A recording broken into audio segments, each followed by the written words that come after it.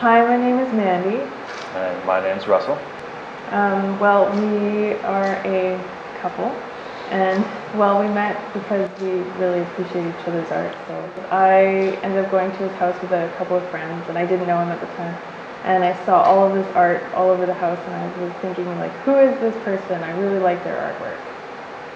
And when I found out that she was an artist and she had recently quit her jobs to do it full time, I thought that was just like the most amazing thing. I'm like, wow, someone's really following their dream. Mm-hmm. So I had a lot of respect for it. Yeah, and then I was like, hey, your work's awesome. Let's move to Vancouver together. And I trusted her. Yeah. And now here we are, 4 years later. But it's awesome. Yeah, I love it. It's totally worth it. I wouldn't want it any other way. No, I'm definitely living my dreams, so I've only thanks to give. Mm-hmm.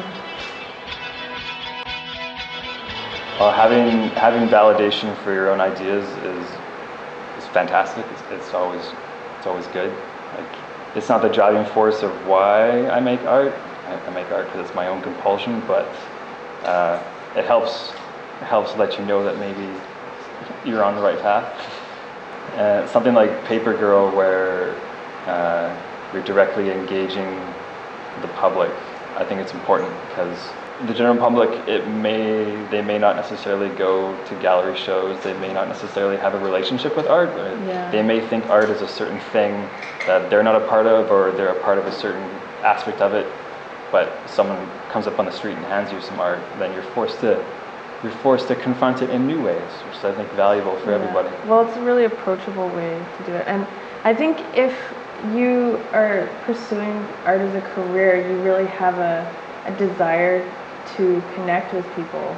For me, it's kind of like probably one of the most important parts of making art for me is giving it to people at the end, because I want people to understand what's going on in my head.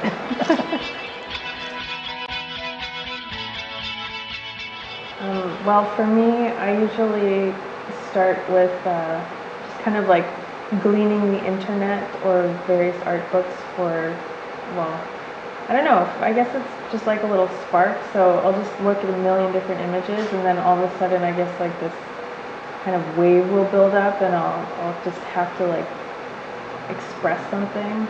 And because I'm really comfortable with figurative art, then I usually start with the face, and then it kind of evolves from there. So you just get a bunch of ammo together, so for when you need to strike, bam, you're ready for it. Yeah. That's cool. I like that. That's cool. For my art, my brain's always kind of like mashing up ideas, like usually stupid puns or things like that in my mind, and so there's a big churn going on, and then it'll come across something that makes it laugh, and so then I want to get it down right away. So I'll just draw it out really quickly. I draw silly things. But you're also really insightful. Like, you have some really... I want truth to be in it too. Yeah. Fun, truth. Yeah. I'd say that would be... Okay, I like. We're gonna go with her answer. Truth. Fun and truth. Yeah. Mine's more like serious, painterly,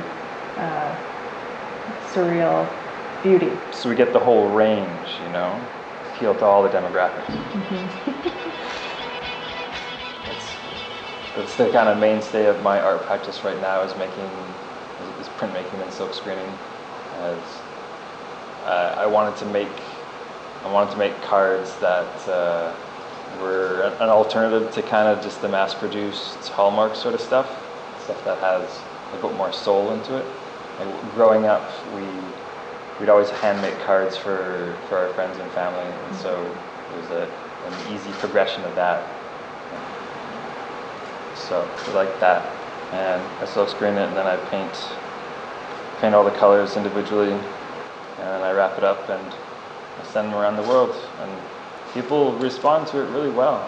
It's accessible art. Yeah, 3 years ago, if you told me that I'd be making greeting cards for a living, I'd be like, that's a silly idea. Well, I remember the very first run you did of cards. Oh man. It took him all day just to silk screen it. Was it like 40? The first ones I made, I wanted the specific kind of design on them that I couldn't get with my silk screens, so I drew it on individually on each card and still sold it for $5. It's because I wanted it to look a certain way. Yeah, but it actually, you ended up streamlining it enough that it's actually workable. Now I can pay rent. Yeah.